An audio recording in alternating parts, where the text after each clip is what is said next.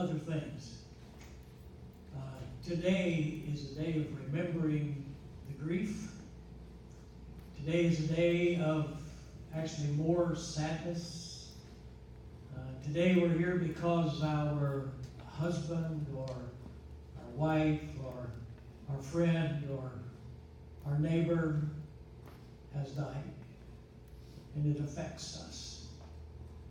And that's the way it should be. I'm not going to try to say today that everything's all right, because it's not. It's not the same.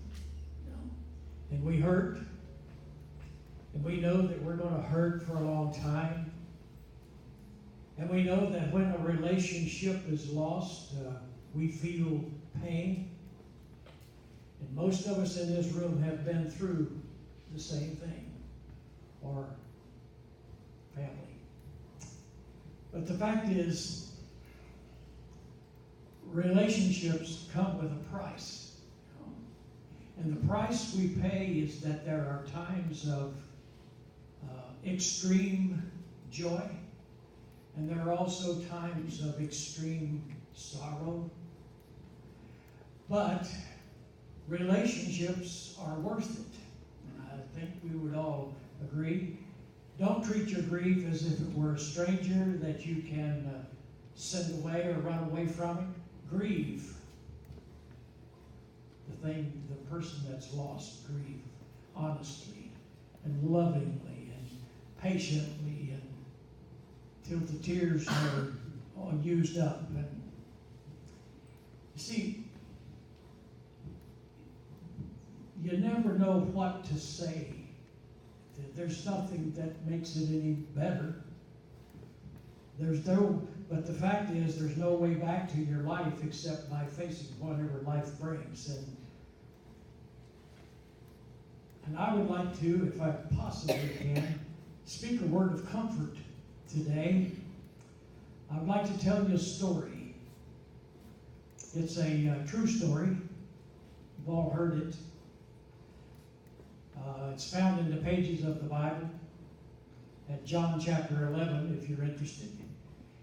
It's a story about death. It's also a story about life. And it's a story of hope right in the middle of despair and tears and sorrow is hope. And it's a story of miracles. The story took place a little over 2,000 years ago. And there was this little village named Bethany. And it wasn't far from Jerusalem. And the customs there in Bethany were different from ours, of course. The language was different. But the events of the day were exactly the same.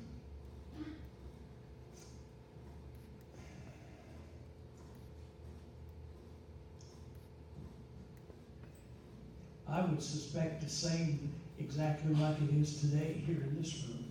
You know, the family had gathered together to mourn the loss of a loved one. And you see, the times of grieving and sorrow are the same everywhere. And it doesn't matter our language and this and that. It doesn't matter. Every man, woman, and child on this planet has been or will be affected by death. Doesn't matter our nationality. Doesn't matter what kind of a car you drive. Doesn't matter how much money there is in the bank. Everyone in the world can identify with you and us being here today.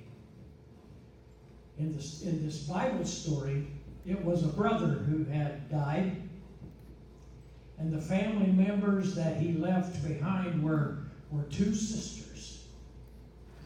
One of them was named Martha.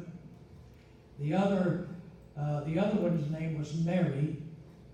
And they loved their brother very much. And they were very sad by his passing. And his name was Lazarus, by the way. And Lazarus had a lot of friends. And one of his friends was a man by the name of Jesus. Jesus was a real popular guy around there, and he was kind of a roaming preacher.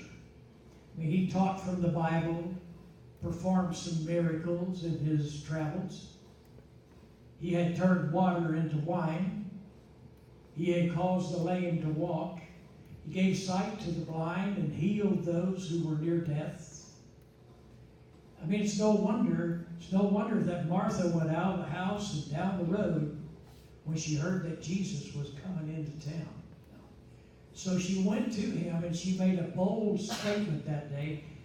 And she said, Lord, if only you had been here, my brother would not have died. Lord, if only you had been here. You see, now there are times when we have hope, and then there are times when we feel let down, even as Christians. There's times when we have hope. There's times when we feel let down. And Martha was expressing those feelings that day.